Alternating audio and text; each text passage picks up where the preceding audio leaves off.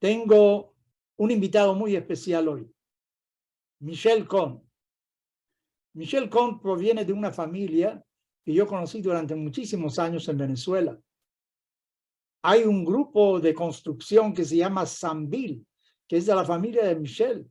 Su tío Salomón era el presidente de ese grupo, el fundador de ese grupo, y todos los hijos trabajaban ahí también.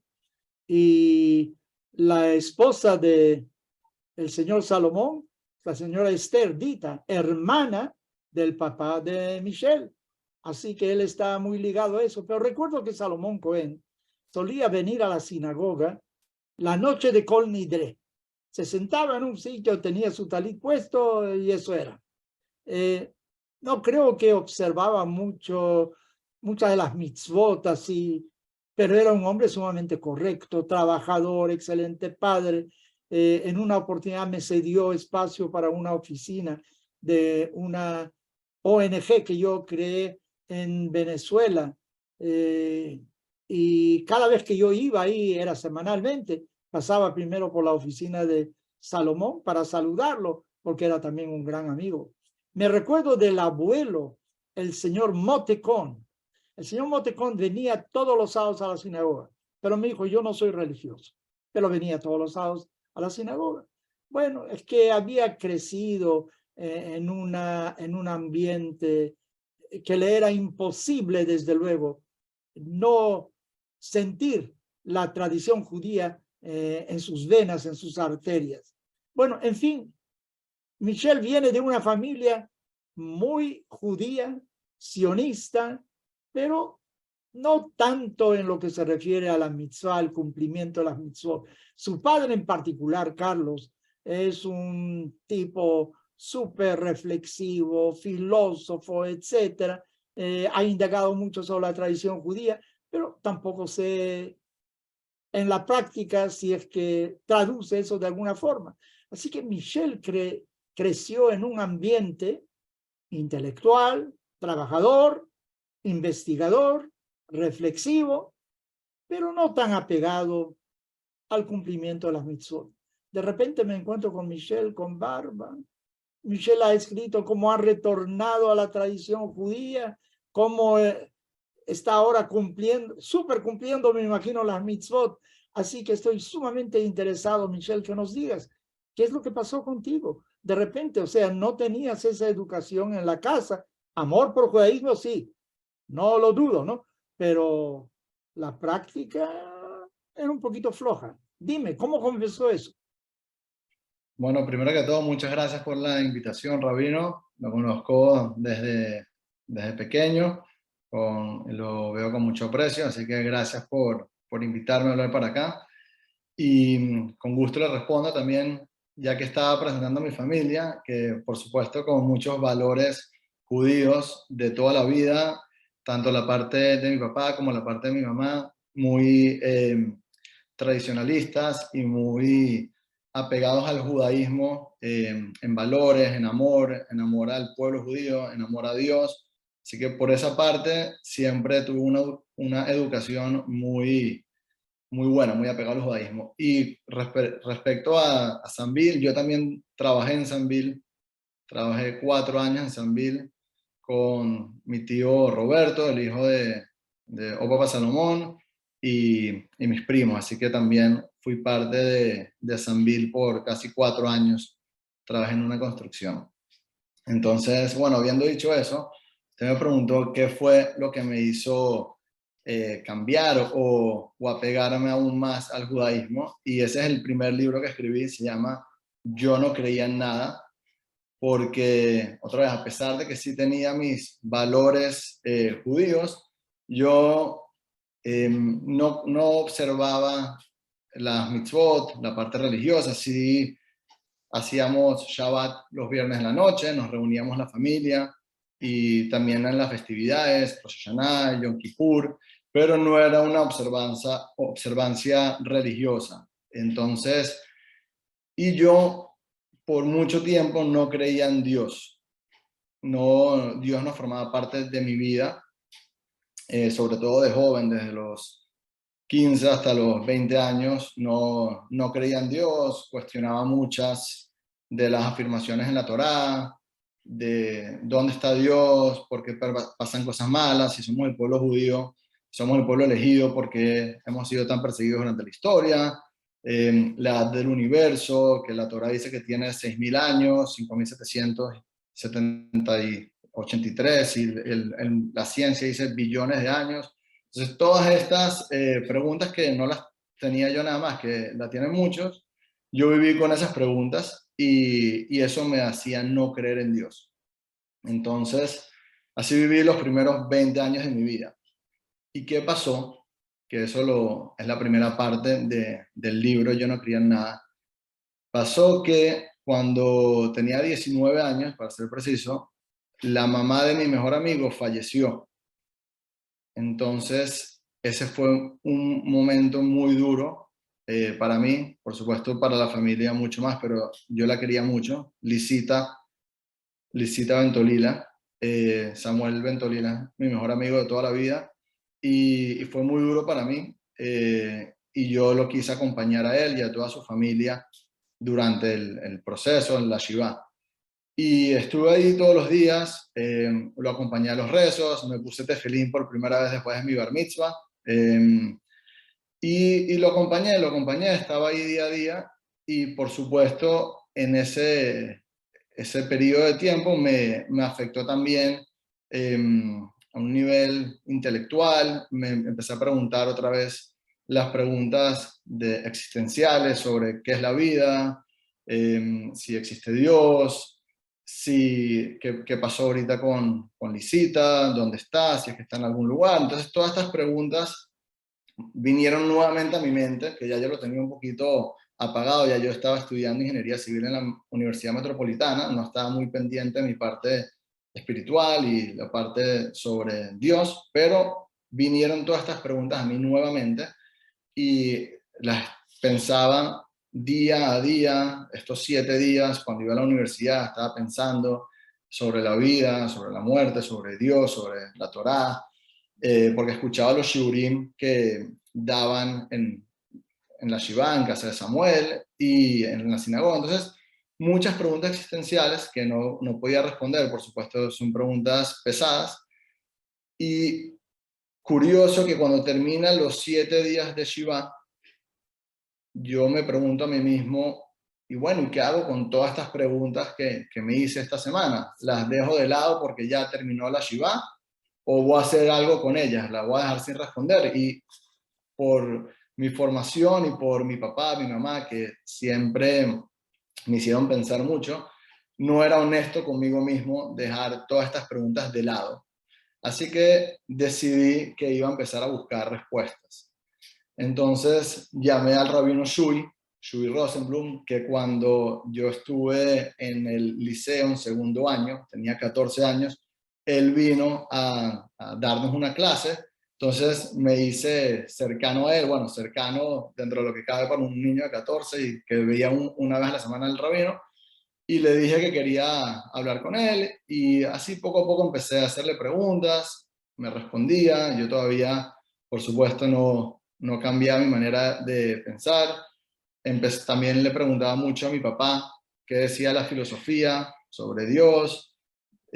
Traté de investigar un poquito en Google sobre qué dice la ciencia, sobre el creador, los argumentos que hay que apoyan la existencia de un creador. Entonces, el argumento cosmológico, el argumento, bueno, diferente, pero entonces seguía buscando mucho y así duré un año y medio buscando, preguntando, aprendiendo mucho, pero aún así sin creer en Dios. Hasta que en un shiur, justamente en casa de Talmita Cohen, mi prima, en el shiur estaba Alex Corsias, también venezolano. Él hizo un shiur y contó una historia que cambió mi vida para siempre, que es la historia del reloj, que también la cuento en el libro. Como esta historia es relativamente corta, así que la voy a contar, dice así: imagina que vas caminando por un desierto. Estás caminando por un desierto y te consigues una piedra en el desierto. Eso te dice algo, crea en ti alguna curiosidad, alguna pregunta. No, es una piedra, se formó por la erosión, el viento, trajo la arena, con el agua, se formó una piedra. Ok. Sigues caminando por el desierto y te consigues 12 piedras. 12 piedras en medio del desierto. ¿Te dice algo, crea en ti alguna curiosidad? No, tampoco. Son 12 piedras, nada especial. Continúas caminando por el desierto y te consigues 12 piedras en un círculo, una circunferencia perfecta en medio del desierto. ¿Eso te dice algo? La posición tan perfecta. Vamos a decir que no, que por casualidad de la vida, esas 12 piedras se colocaron en esa posición sola. Okay. Caminas un poco más y te consigues un reloj en el desierto, un reloj que te dice la hora, los minutos y los segundos. Un reloj que te lo puedes poner en la muñeca, que tiene el día del mes en el que estás. ¿Eso te dice algo o crea en ti alguna curiosidad? No sabes por qué, pero alguien lo tuvo que dejar ahí. Porque un objeto con forma, función, un diseño, tiene que haber sido creado por alguien superior a dicho objeto. No puede ser que un reloj se forme solo por millones de años que pasen. Alguien tuvo que estar ahí. No sé si lo dejó a propósito, si se le cayó, pero una mente inteligente tuvo que haber pasado por ese lugar. Entonces Alex nos dijo ahorita, miren el mundo que nos rodea. El sol siempre sale por el este y se oculta por el oeste, demostrando que hay un orden. Plantas una semilla de una manzana, la riegas y al cabo de cierto tiempo sale un tronco de madera que sirve para diferentes cosas. Después salen ramas y hojas, que las hojas, después de un complejo proceso de fotosíntesis, da el oxígeno que necesita el humano para respirar. Y no solo eso, sino que sale un fruto que si no te das cuenta que es para comerlo, cambia de color cuando ya está listo, y si no lo agarras igual se cae, y cuando lo agarras huele bien y sabe bien y te da energía. Y un espermatozoide entra en un óvulo, un espermatozoide que no tiene ni huesos ni órganos, y sale después de 9 meses un humano con un cerebro que es mucho más capaz que cualquier supercomputadora que se ha inventado hasta ahora, un ojo que es mucho más complejo que la mejor cámara diseñada por... Y todo este mundo con el que vivimos, tan complejo, un diseño tan preciso, vamos a decir que este mundo, con todas sus complejidades, se hizo de la nada, y un simple reloj, ¿no? O al revés, perdón. Un reloj lo tuvo que haber hecho alguien, y el mundo, el universo, con todas sus complejidades, ¿no? Y cuando Alex terminó esta pregunta, esta reflexión, yo estaba, ¿sabes? Me quedé mudo, porque yo había aceptado que, obvio, un reloj lo tuvo que crear alguien, y ¿por qué el mundo con todas sus complejidades no? ¿Por qué decía que sí se podía crear solo? Entonces, bueno, obviamente no empecé a creer en Dios ahí mismo, pero esta historia se me quedó en la cabeza. No dejaba de pensar en la historia del reloj cuando iba por la calle, veía que todo y cada una de las cosas tenía un diseño, tenía un creador. ¿Por qué el mundo no? Y así estuve 6 meses pensando. Cuando me iba a dormir no podía parar de pensar en esta historia, pero por otro lado tenía 20 años negando la existencia de Dios.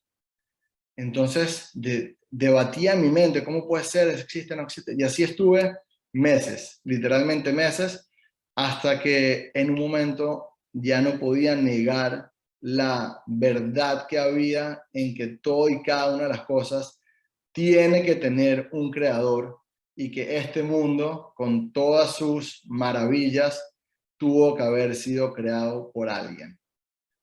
Entonces ahí fue que acepté o entendí o sí, acepté que el mundo tiene un creador. Y dime, ¿tú le contaste esto a tu papá? Claro, por supuesto. ¿Y tu papá se convenció?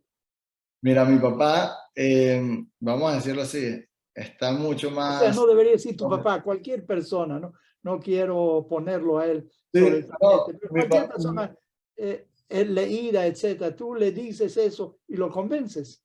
Bueno, justamente por eso escribí el libro, porque la, la mayoría de las personas que que me veían que estaba cada vez practicando más judaísmo y me decían, Michelle, tú que tanto cuestionaste, tú que tanto te burlaste, que tanto reclamaste, tú vas a estar ahorita creyendo en Dios, ¿cómo puede ser? ¿Qué te pasó?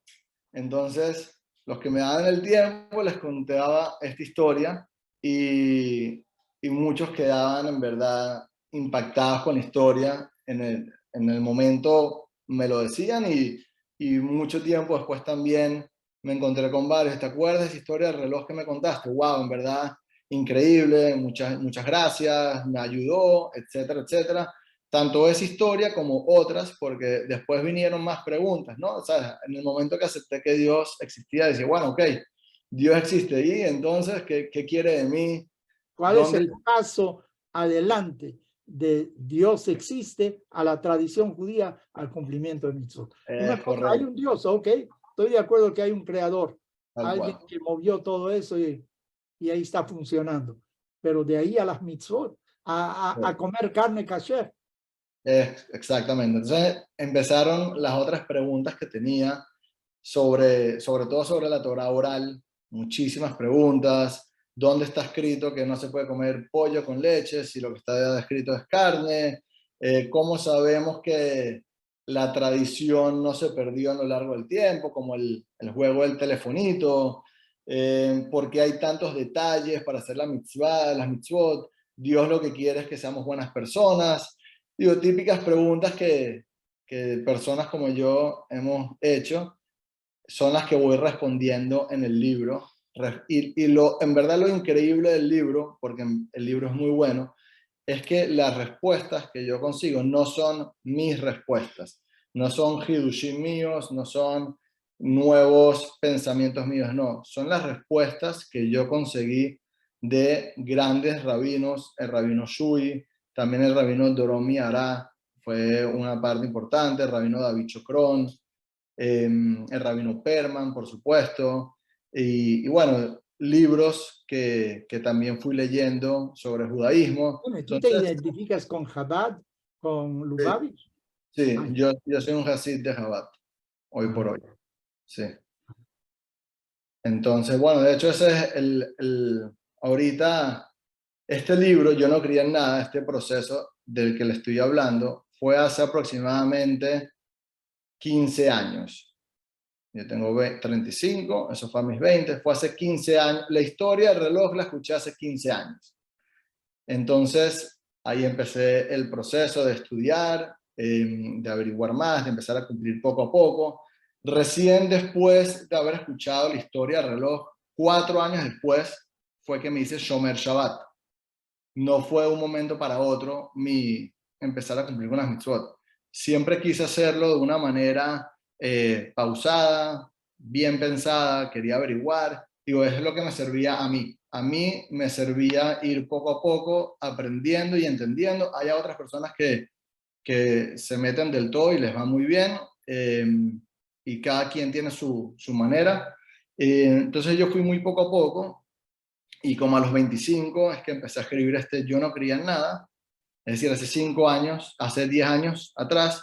Y bueno, por supuesto ya de 10 años para acá ha pasado toda una década de aprendizajes, reflexiones, y en esos 10 años es que yo me acerqué a Jabat, a Hasidut, y ese es el momento que estoy ahorita, esa es la etapa de mi vida en la que me encuentro ahorita.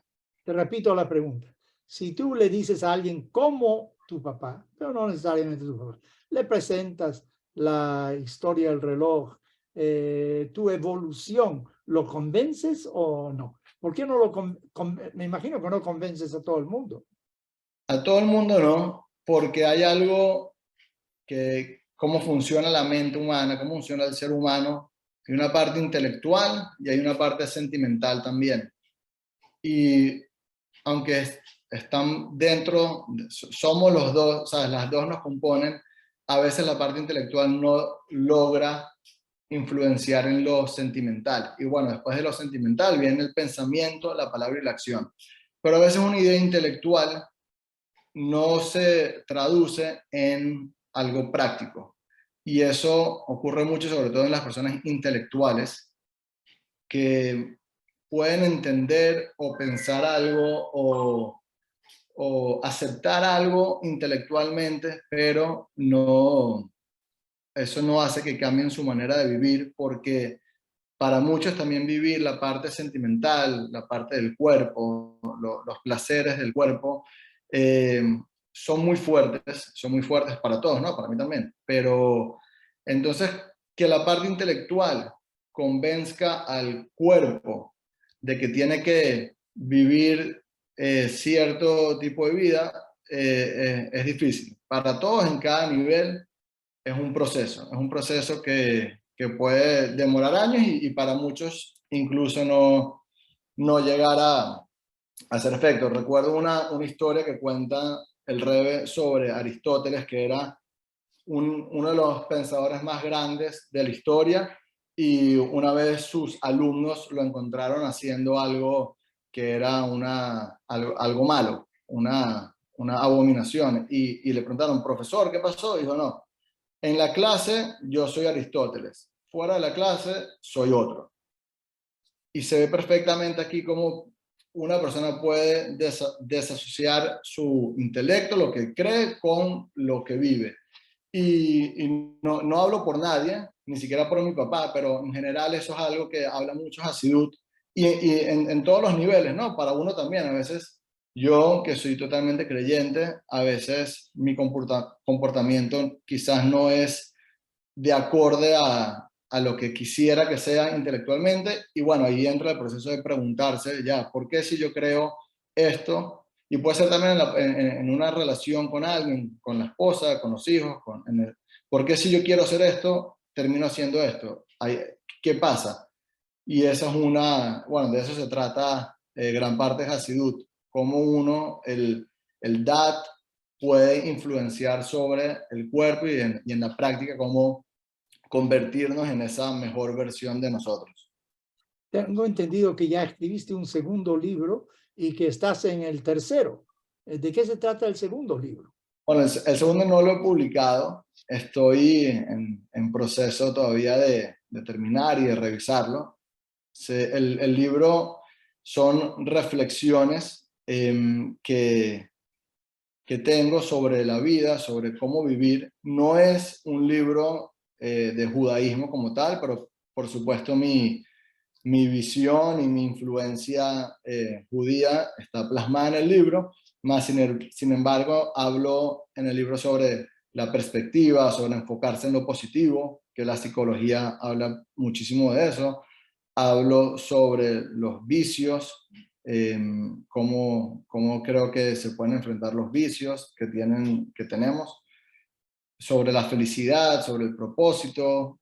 Ahí ya me enfoco un poquito más en la visión judía, aunque otra vez no es un libro como Yo no creía en nada, que era particularmente sobre el judaísmo. Y el libro es eso, sobre reflexiones que creo que es para todo público, no solo para gente judía. Y la idea del libro es poder, primero, que la gente reflexione, eso es lo más importante para mí, así sea que no están de acuerdo conmigo, por lo menos que reflexionen y que formen sus propias ideas, pero que lo contemplen, ¿no? Que analicen su perspectiva. Y bueno, y si alguna persona se inspira o, o cambia para bien leyendo el libro, bueno, también es un logro. Bueno, yo creo que tocaste la llaga. Lo importante es que estimule la reflexión. Uno lee el libro y que empiece a pensar acerca de su... Y dime, ¿de qué se trata el tercer libro? Sí, Ya está. el tercer libro no he empezado todavía, lo estoy cocinando en la cabeza, tengo En la cabeza. mi blog de notas con temas que quiero hablar, pero el tercer libro es la continuación de Yo no creía en nada, porque Yo no creía en nada es de, bueno, pasar de no creer a creer en Dios y empezar a cumplir mitzvot, pero el segundo libro, aunque este no es el título, va algo como que, ok, ya creo, ¿ahora qué? Que es lo que está hablando usted ok, hay un Dios, pero ¿cómo se traduce eso?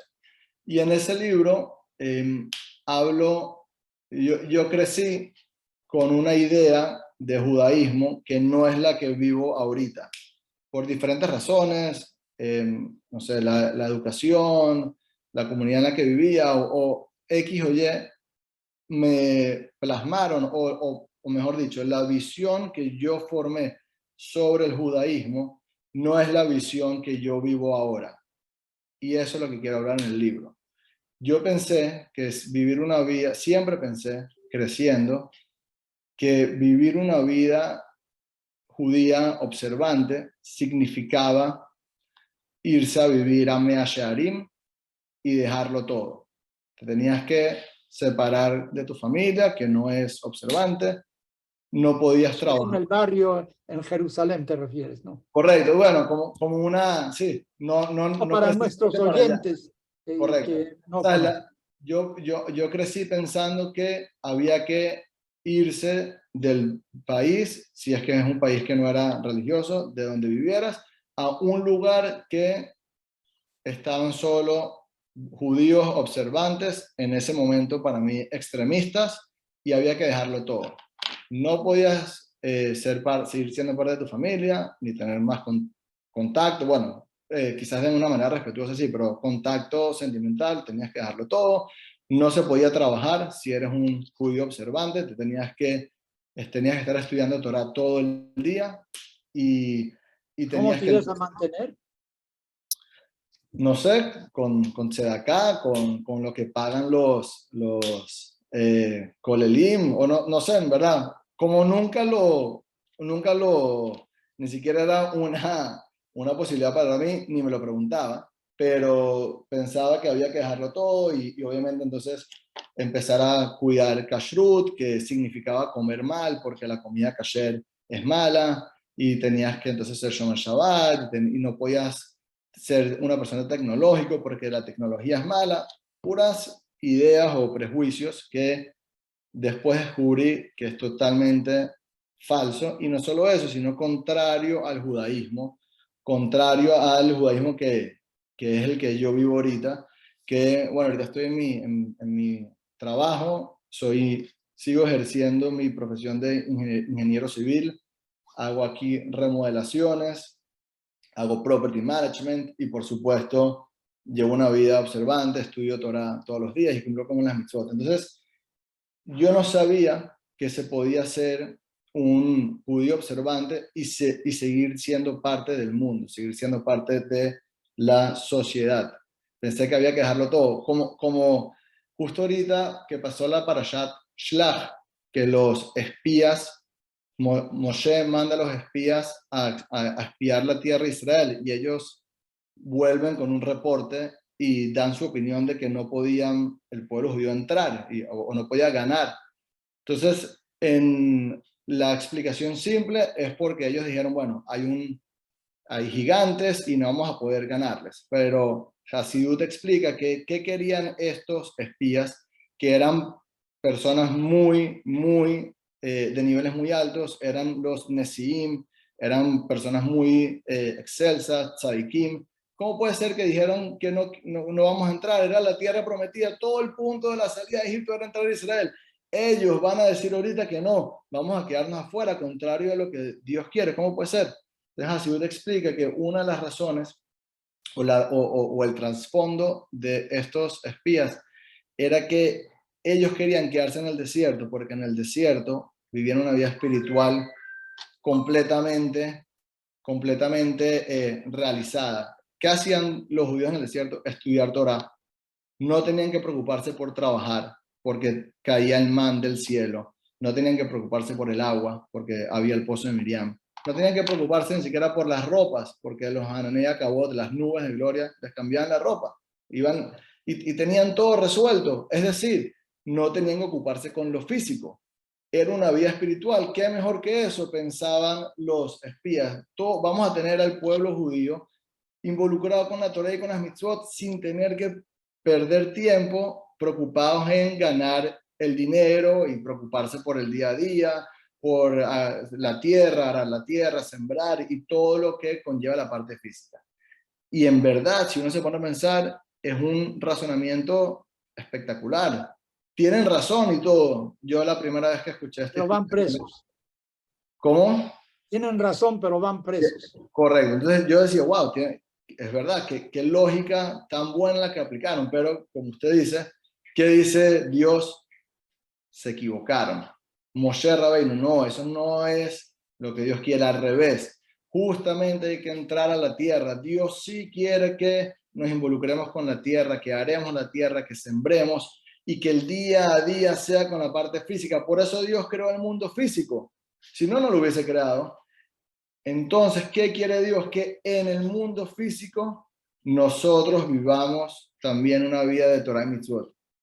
Y eso es lo que yo trato de hacer hoy en día y eso es lo que aprendí de Hasidut y eso es lo que trato también hoy por hoy por ejemplo, de ser el ejemplo, ojalá que lo haga bien y cada vez lo pueda hacer mejor, de ser el ejemplo de que uno puede vivir una vida completamente apegada a la Torah y las mitzvot y seguir siendo ingeniero civil y y uno puede comer bien y uno puede hacer deportes y tengo aquí mi computadora, una iMac y tengo celular y uno puede ser una persona de mundo, por supuesto apegado al judaísmo, a la Torá y las mitzvot, y no hay que irse a un bosque o a un pueblo y desconectarse del mundo para vivir una vida observante y apegado a Dios y a la Torá. Y de eso es lo que quisiera escribir en el tercer libro. De lo que recuerdo de tu papá, que él era rebelde también, y veo que tú también eres rebelde. Un Chabad rebelde, porque en Chabad no se estimula a nadie a ser ingeniero civil, no se estimula a nadie a ir a la universidad. Aunque el Rebbe fue a la Sorbonne, pero eso el Rebbe es especial. El resto no tiene que hacer eso. No Y tiene que hacerlo, no tiene que hacerlo, no es una instrucción, pero si una persona, primero si ya es el Rebbe, sí le dice que siga ejerciendo o siga poniendo en práctica las habilidades que Dios le dio. El Rebbe encourage, ¿cómo se dice? estimula, promueve.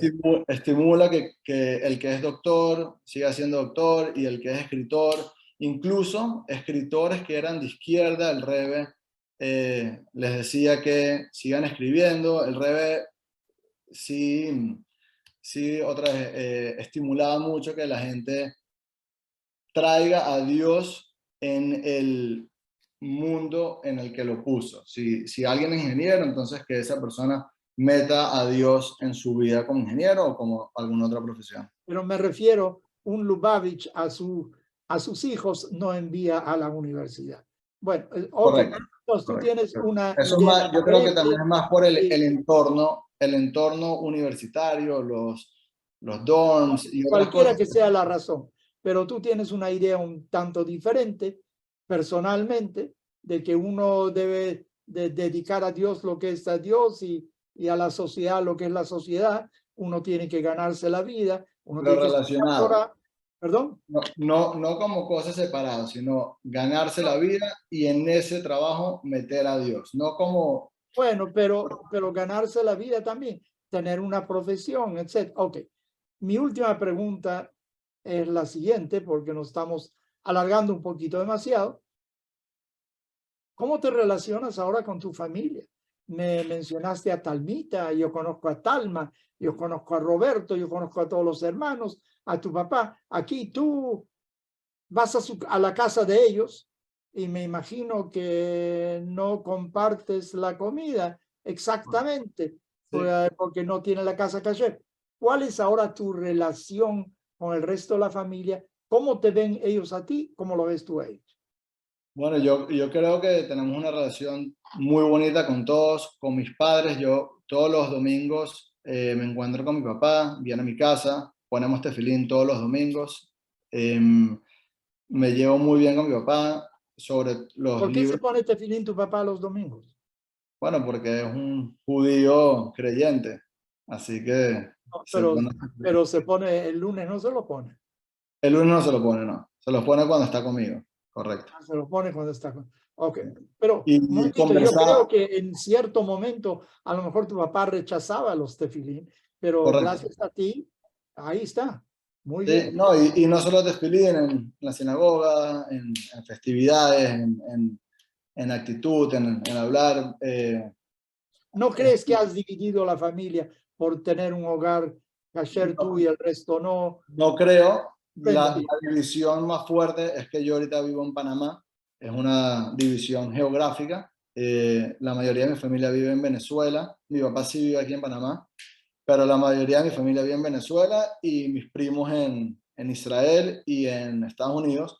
Pero mi mamá viene a Panamá también a visitarnos 2, 3 veces al año. Como cuando mencionó, bueno, con mis primos, con un primo, con Alexander Cohen, hablo también semanalmente y con cualquier otro primo o amigo también que no, que, que no es observante como yo, tengo una muy buena relación. Y cuando comenté lo de la comida kasher, recuerdo que cuando mi tía Mariana estaba en vida, nosotros todos los domingos íbamos a su casa a comer. Y también pensé cuando crecí alejado del judaísmo, pensé que si uno se hacía un judío observante, no podía más nunca ir a casa de su familia a comer, porque obviamente la comida no es kasher y te tenías que separar de la familia. Pero mi tía fue suficientemente inteligente y amorosa como para pedirme también comida kasher todos los domingos para su casa. Entonces mi primo Eduardo traía un sándwich de café Hillel y nos sentábamos todos los primos y la familia a compartir y a comer, y la comida no empezó a ser un obstáculo, sino que cada quien comía lo que comía y compartíamos juntos en familia. Y eso es otro de los puntos que siempre he tratado de enfocarme en que estos pequeños detalles de la comida, de que si la ropa, que no sea una división entre familia y amigos, que uno puede perfectamente seguir compartiendo. Obviamente hay que planificar un poquito, si es la comida, cómo vamos a hacer, pero no son razones para dejar de compartir en familia. Michelle, me encantó conversar contigo Igual, porque Rubén. aprendí muchas cosas. Aprendí de que uno puede convivir con gente no religiosa siendo uno religioso, sin necesariamente tratar de convencerlos o de alguna manera despreciarlos, sino cada uno sigue por su camino, de que eres abierto. El hecho de que tuviste una vida no religiosa hasta cierto momento en lo que se refiere al cumplimiento de las mitzvot, a lo mejor entiendes ese mundo mejor que otro quien nació solo con una sola vía y no comprende bien cuáles son las alternativas. Bueno, espero de que tus escritos, tus libros lleguen a muchas partes, de que gente se inspire por el ejemplo que tú das de que sí es posible tener una mente abierta, ser ingeniero civil por un lado, trabajar con números y al mismo tiempo trabajar con emociones, con la tradición judía. Mira, muchísimas gracias por esa conversación. Michelle, te deseo larga vida. Salúdame mucho a tu papá y a tu mamá y a todos los miembros de tu familia, que los aprecio a todos muchísimo. Que tengas un gran día. Igual, Rabino, muchas gracias.